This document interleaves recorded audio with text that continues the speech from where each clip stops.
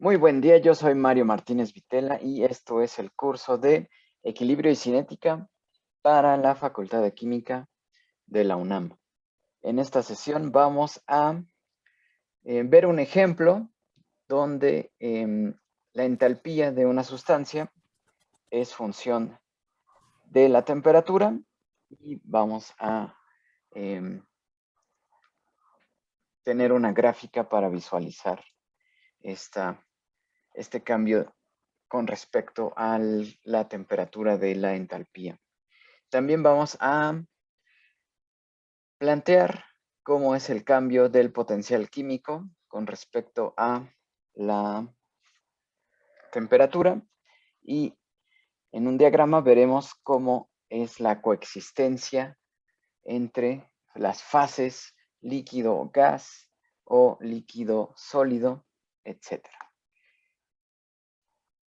Bien, en clases pasadas vimos cómo podemos plantear la dependencia de la constante de equilibrio con el valor del delta H estándar o en la entalpía y veíamos que una simplificación usual es tener al delta H como una constante en cierto intervalo de tiempo, lo cual en esta gráfica de el inverso de temperatura contra el logaritmo natural de la constante, ese delta H pendiente es lo que interpretamos como la pendiente de esta recta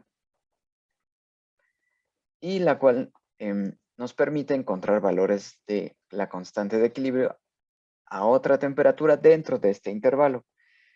En este intervalo de temperatura donde delta H es constante, suele ser no mayor a 100 Kelvin, por lo que si nos enfrentamos a un problema donde nuestro intervalo sea mayor a esos 100 Kelvin, necesitamos una expresión para el delta H en el cual refleje esa dependencia de la temperatura. En la sesión pasada propusimos este modelo que es también usual, no es el único, hay otras maneras como vamos a ver en esta sesión, pero podríamos plantear la dependencia del delta H con la temperatura como una función polinómica, dependiendo de la complejidad o de qué tan grande es el intervalo de temperatura. En este ejemplo podemos llegar al término cuadrático de esta expresión polinómica, donde ya podemos tener claro que el delta H es una función de la temperatura. Una vez que conocemos este modelo, lo podemos sustituir en nuestra ecuación para conocer una constante de equilibrio en una temperatura distinta. Y lo que hicimos en la clase pasada fue tomar este modelo cuadrático e ir simplificando para integrar entre temperatura 1 y temperatura 2 y finalmente encontrar cuál es la expresión para ese, para encontrar esta constante 2. Y recuerdan que lo que hicimos fue primero sacar de la integral a la constante de los gases, después separar en 3 términos a este cociente,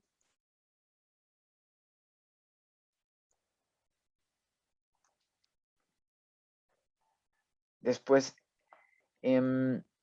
desarrollamos o distribuimos la integral de cada uno de estos términos para que se viera cada vez más claro.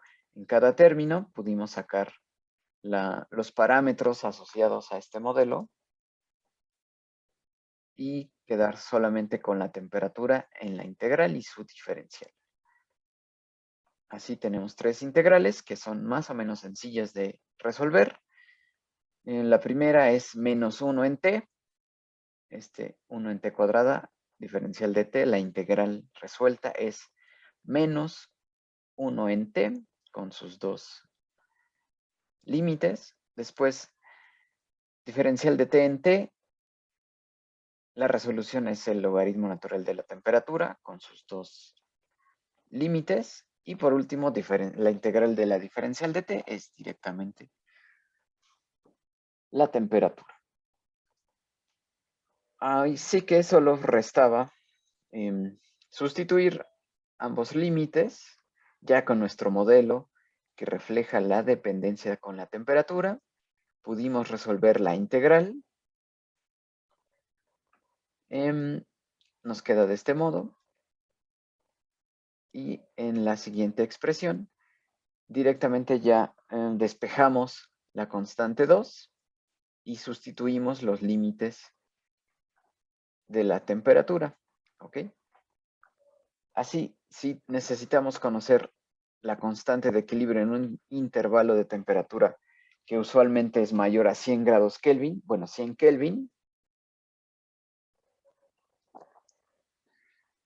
nos serviría un modelo de este estilo, un modelo polinómico, donde podemos sustituir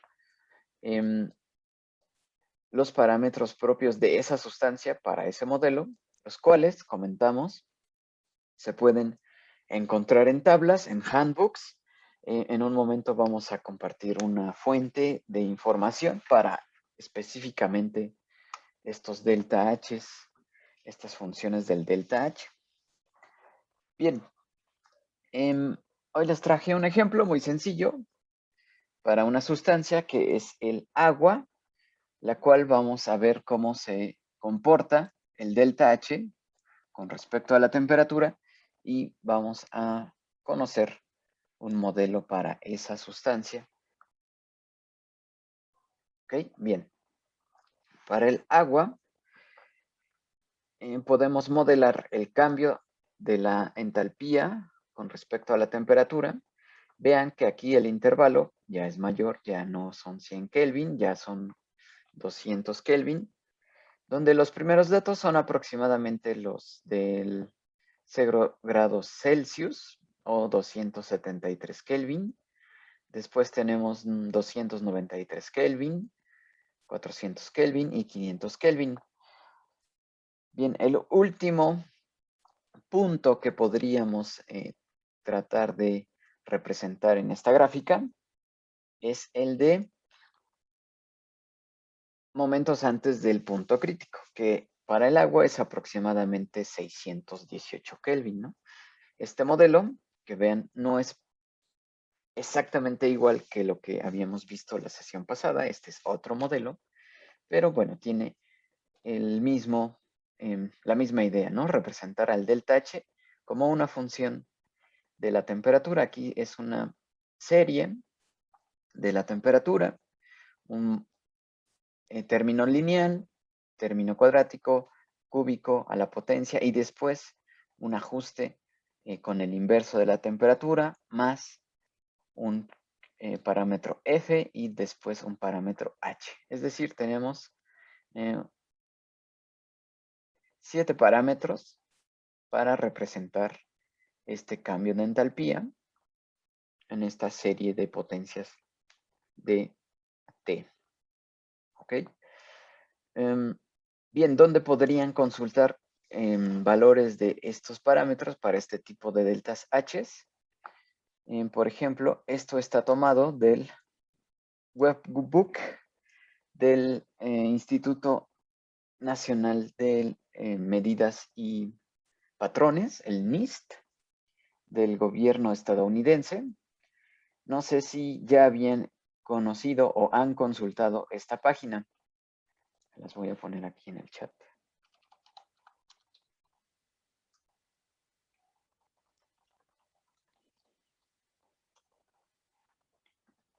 Bien, podemos ir un momento a esta página para que si no la conocen, veamos cómo nos puede servir. Realmente es una herramienta, no sé si infalible, pero muy útil, en la que ustedes pueden buscar distintas propiedades físicas para infinidad de... Bien, aquí deberían estar ustedes viendo la página, se llama el libro web de química del NIST. Instituto Nacional de Estándares y Tecnología. Es del Departamento de Comercio de Estados Unidos. Hay una versión en español. Así que, por ejemplo, aquí en búsquedas, pueden iniciar con alguna, por ejemplo, agua. Y si le ponen agua, nos regresa distintos identificadores, la fórmula, la masa molar, identificadores UPAC, el registro en CAS, la estructura química. Pueden bajar el archivo en este tipo de fichero que se llama MOL o en SD también. Y, por ejemplo, aquí en la parte que nos interesa más en este curso, son esta parte que dice datos de fase gaseosa, datos de fase condensada o datos de cambios de fase. ¿Ok? Así, para cualquier sustancia que ustedes quieran consultar, es posible que se encuentren este tipo de datos. ¿Ok? Por ejemplo, aquí tenemos un delta H de formación de líquido con el valor, unidades, las referencias.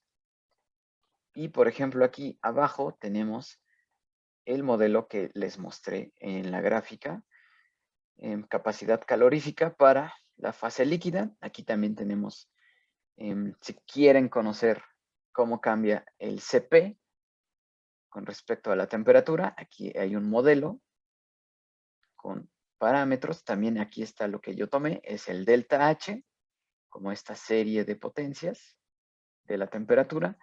También podrían conocer la entropía molar de la sustancia. Y más abajo vienen los parámetros, ¿ok? Y con la referencia, ¿quién dice que son estos parámetros?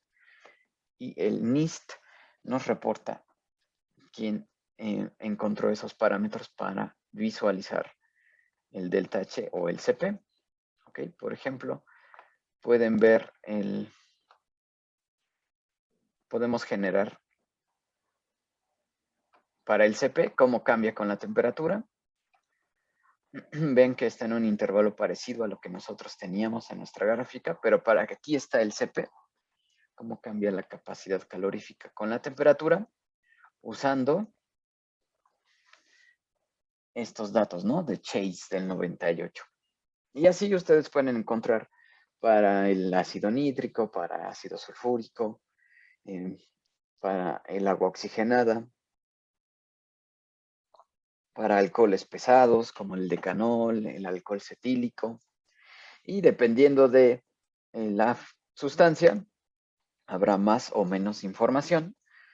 Pero, bien, no sé si ya lo conocían, pero se los comparto esta página del NIST para que no solo en esta clase, les va a servir en varias clases, ¿no?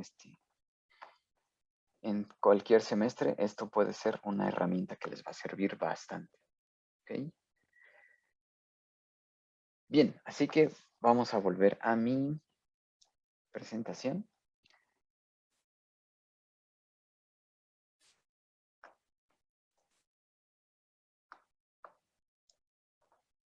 Bien, así ya vieron cómo se forma esta gráfica con el delta H. Me fui a una referencia confiable, como ahora ya les comparto.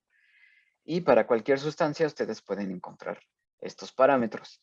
Ahora, para nuestro problema en específico, que nos requiere encontrar una constante de equilibrio, ahora vemos que podríamos encontrar una constante de equilibrio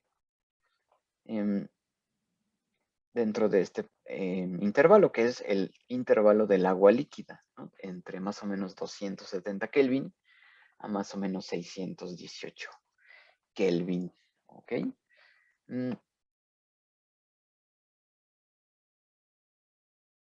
Y bueno, para realmente encontrar la expresión tendríamos que integrar volver a nuestra expresión acá y encontrar la expresión del delta H. ¿Ok? E integrarla.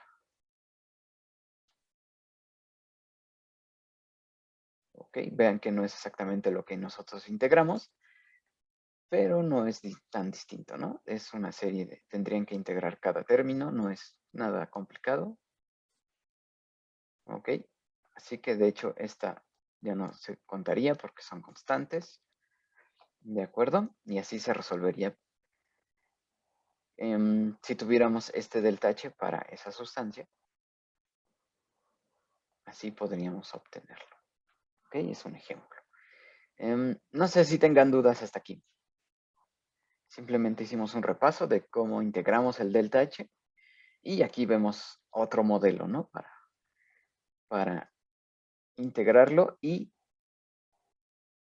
una manera de encontrar esos valores, no solo del delta H, también se pueden encontrar para el CP, en valores de temperatura de fusión, temperatura de ebullición, las propiedades críticas, claro, etcétera. Muy bien, y les comento también en algunos handbooks de físico-química pueden encontrar ese tipo de datos, ¿ok?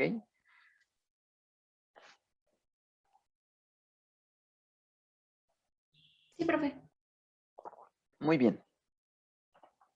Ahora vamos a la siguiente parte de esta sesión, que es hablar del potencial químico en función de la temperatura, es decir, ahora en vez del delta H, vamos a visualizar cómo se ve el potencial químico para una sustancia y vamos a viajar entre transiciones de fase. ¿Okay? Para ello, necesitamos dos conceptos base, que son el primero, el que ya estudiamos en las sesiones iniciales, es el potencial químico, el cual comentamos es una aportación de Willard Gibbs. Y bueno, al usar en la cantidad de materia en la primera ley y en la primera ley y segunda ley, podemos definir al potencial químico que denotamos con la letra griega mu y lo podemos interpretar como la causa de una reacción química o también la tendencia de una sustancia a difundirse de una fase a otra. ¿Ok? Aquí lo vemos definido en función de la energía interna con las variables entropía y volumen y escrito en función de la energía de Gibbs para una sustancia con respecto al número de moles de esa sustancia con la temperatura y presión constante. Bien, eso es lo que nos ocupó en las primeras sesiones. Ok, bien. También podríamos expresarlo en función de la energía de Helmholtz con las variables temperatura y volumen constante, pero vean que en general es una variable intensiva con unidades de energía por mol. Bien, y también utilizamos al potencial químico como el criterio para definir la condición de equilibrio químico. Esto es, un sistema está en equilibrio químico cuando se igualan los potenciales químicos de todas las sustancias en todo el sistema. Así definimos nuestro equilibrio. Bien, ahora necesitamos también ocupar a la tercera ley de la termodinámica, que fue una aportación de Nernst y que nos dice que la entropía de una sustancia siempre es positiva, ¿ok? Y la entropía de una sustancia que es pura y perfectamente cristalina en el cero absoluto, la entropía de esa sustancia es cero, ¿ok? Vean que entonces en el cero absoluto, la entropía de una sustancia es cero si no estamos considerando el cero absoluto, si no es una sustancia perfectamente cristalina y pura, la entropía de esa sustancia siempre es positiva. Y bien, ahora en general, vemos que aquí tenemos la entropía. Vean que le pusimos un guión encima de la letra S, denotando que estamos hablando de una entropía por unidad de mol, es decir, es una propiedad molar. Así, la entropía molar de un gas es mucho mayor que la entropía molar de un líquido y es mayor, a su vez, la entropía del líquido es mayor que la entropía de un sólido.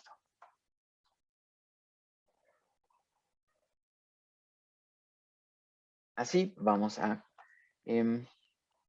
visualizar este concepto en unas gráficas. Primero, ya conocemos esta expresión, el cambio de la energía de Gibbs en términos de la ecuación fundamental. Esta es la ecuación fundamental escrita para el potencial termodinámico que llamamos energía de Gibbs, con sus variables muy convenientes, temperatura y presión. Y vean, ahora estoy definiendo, dado lo que escribimos en la diapositiva anterior, que el potencial químico es la variación de la energía de Gibbs con respecto al número de moles. Aquí voy a escribir esta misma ecuación, pero cambiando la energía de Gibbs por el potencial químico, aprovechando que es una energía de Gibbs por unidad de mol. Ok, es lo único que estoy haciendo. Y así, si escribo ese cambio, debo decir que la entropía ahora está por unidad de mol, como escribí esta energía por unidad de mol, que es el potencial químico. Esta entropía debe también estar escrita por unidad de mol. Y el volumen, ahora defino que es por unidad de mol, que es el volumen molar. ¿Ok? Ahora, veamos que esta expresión nos define que el cambio del potencial químico con respecto a la temperatura a presión constante es igual al negativo de la entropía molar. ¿Ok? Es la primera conclusión que estamos llegando. El cambio del potencial químico con respecto a la temperatura a presión constante es igual a menos entropía. Y ahora también podemos escribir que el cambio del potencial químico con respecto a la presión, ahora a temperatura constante, es el volumen molar. ¿Ok? Así, tanto la entropía menos S molar y el volumen molar son las pendientes en las gráficas del potencial químico en función primero de la temperatura y de el potencial en función de la presión. Si conocemos estas pendientes, podemos conocer cuál es la entropía molar de ese componente y podemos conocer el volumen molar. ¿Okay? Así que vamos a aprovechar estas dos conclusiones en un diagrama de temperatura primero contra potencial químico.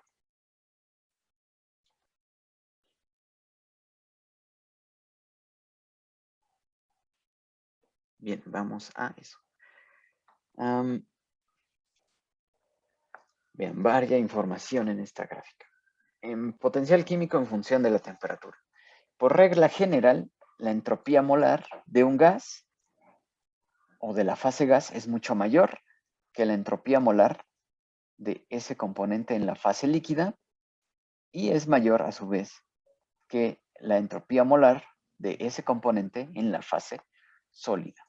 Así, si hacemos la gráfica de potencial químico de un componente, de una sustancia en función de la temperatura, lo que vamos a observar son tres regímenes, tres áreas que corresponden a las tres fases que conocemos o que vamos a estar empleando, que son el sólido, el líquido y el estado gaseoso. Vean que tenemos tres pendientes, las cuales estamos indicando con distintos colores. La pendiente para la región del sólido está en morado, la pendiente para la región líquida está en azul y la pendiente para la región de gas está en amarillo. Vean que a bajas temperaturas el estado sólido tiene el menor potencial químico, ¿ok? Bien, a bajas temperaturas, este lado izquierdo, el potencial químico del sólido es menor, por ejemplo, del líquido. Es decir, vean, el líquido tiene esta pendiente azul, la cual podría extender, ¿no? Si extiendo esta pendiente hacia temperaturas bajas, ¿ok? Este lado, esta línea corresponde a al cambio de potencial químico para el líquido. Vean que con respecto al potencial químico del sólido, el sólido tiene un menor potencial químico, ¿ok? Este es el potencial químico del sólido y este sería el de un hipotético líquido que estuviera en esta zona de bajas temperaturas. Así, concluimos que a bajas temperaturas el estado sólido es el más estable para este caso. ¿Okay? Al tener un menor potencial químico, la fase sólida en esta temperatura es la fase más estable. ¿Okay?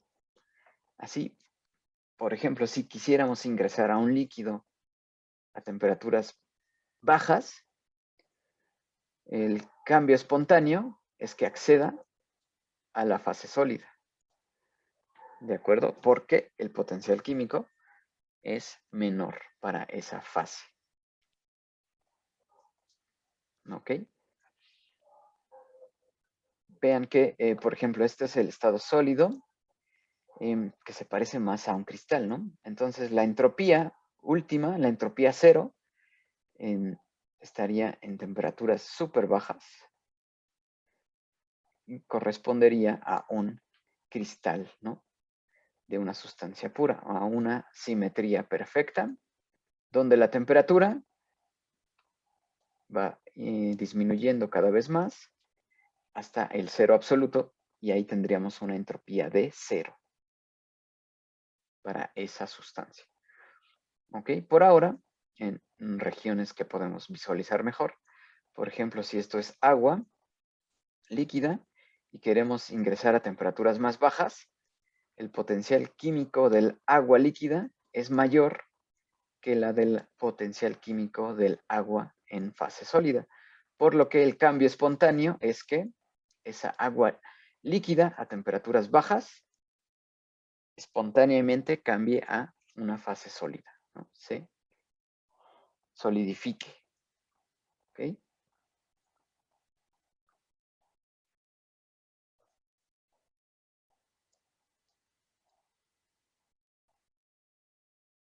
Ok, así que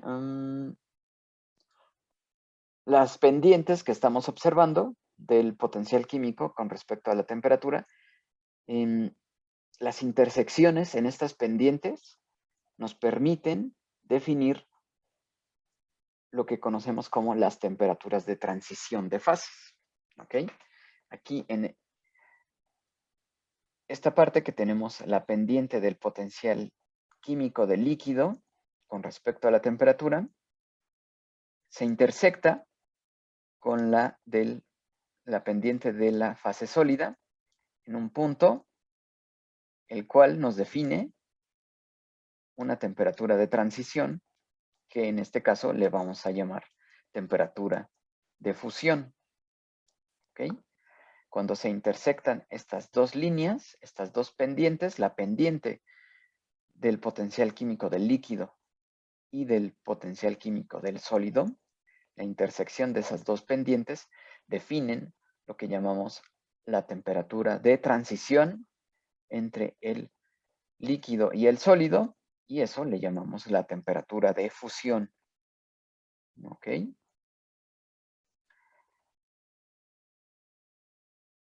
Bien, tenemos también en este diagrama el comportamiento de la pendiente cuando el agua o nuestra sustancia está en fase gas.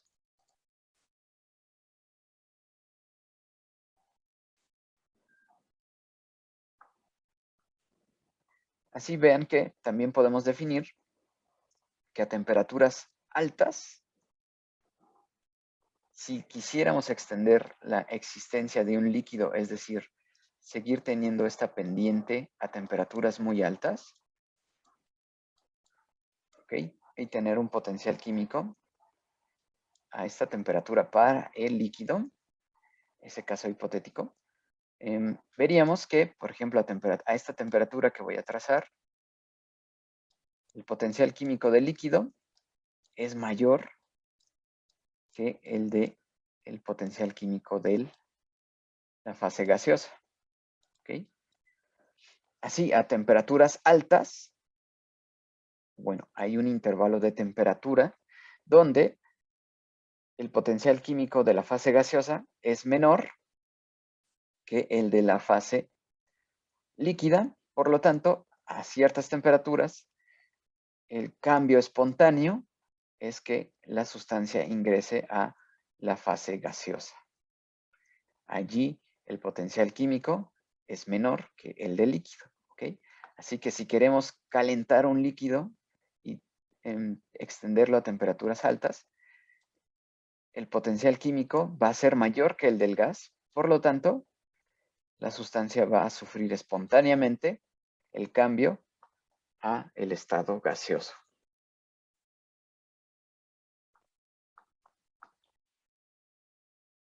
De nuevo, estas pendientes se intersectan, ¿ok?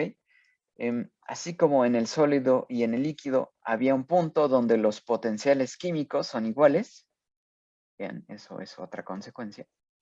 En la temperatura de transición, los potenciales químicos de la sustancia en estudio es igual en ambas fases. Así, el potencial químico de la sustancia en estado gaseoso y en estado líquido, cuando es el mismo, cuando se intersectan estas dos pendientes, definimos otra temperatura de transición y le llamamos temperatura de ebullición.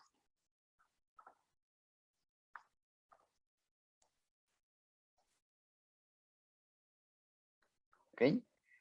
Así, a partir de estas pendientes que nos definen la entropía molar, podemos definir las regiones donde las fases son más estables, ¿no? Hacia dónde es espontáneamente formada una de estas tres fases, hacia donde el potencial químico sea el menor, ¿ok? Vean que estas pendientes son negativas, ¿ok? Bajan. Es decir, este signo negativo está de este lado. Aquí está el signo negativo. Y necesariamente, de acuerdo a la tercera ley de la termodinámica, la entropía de la sustancia es positiva, ¿no? Siempre es positiva la entropía de la sustancia. Solamente en el cero absoluto, la entropía de la sustancia es cero. ¿Ok? Cuando está en un estado puro, cristalino, de simetría perfecta, en ese solo momento la entropía será cero. Si no, es positiva y es la menor entropía es para un sólido, después aumenta para un líquido y aumenta aún más para un gas. ¿De acuerdo? Y estas coexistencias nos definen las temperaturas de transición, donde los potenciales químicos de las fases en contacto son iguales. ¿Ok? ¿Tienen alguna duda hasta aquí? Estamos definiendo el potencial químico en función de la temperatura y las pendientes nos ayudan a definir las transiciones de fase.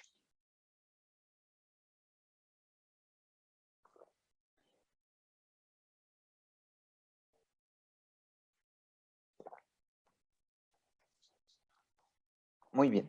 No, profe, todo claro. Todo bien, profe. Bueno, ahora, ya estudiamos la primera de las pendientes, que era en función de la temperatura. Vemos por qué es espontáneo que se forme el hielo a temperaturas bajas. Vemos por qué es espontáneo que se forme el gas a temperaturas altas y por qué en temperaturas intermedias la fase más estable es el líquido, ¿ok? Nos representa vean aquí, si continuamos la pendiente del sólido, que en morado está aquí, al pasar la temperatura de transición, podemos extender esa pendiente que estoy marcando aquí en rojo y vean que en cierto intervalo de temperaturas,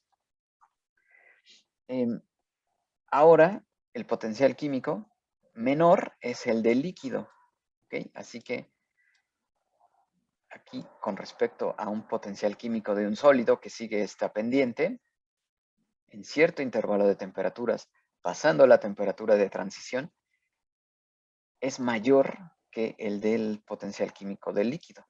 Así que en este estado, una sustancia en estado sólido espontáneamente